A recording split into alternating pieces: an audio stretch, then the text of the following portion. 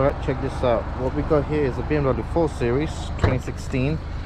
We've integrated factory style reversing camera on the original screen, so that's the reversing camera there.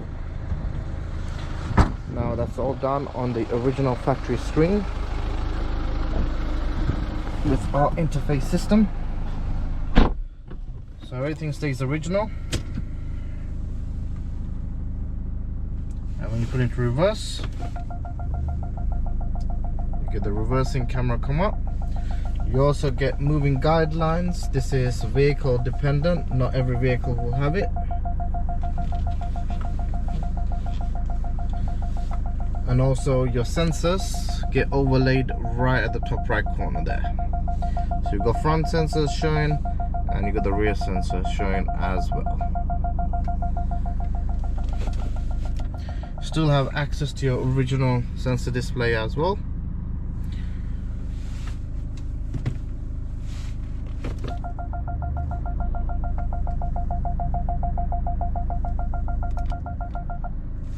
If you want this retrofitted on your BMW, see the link down below.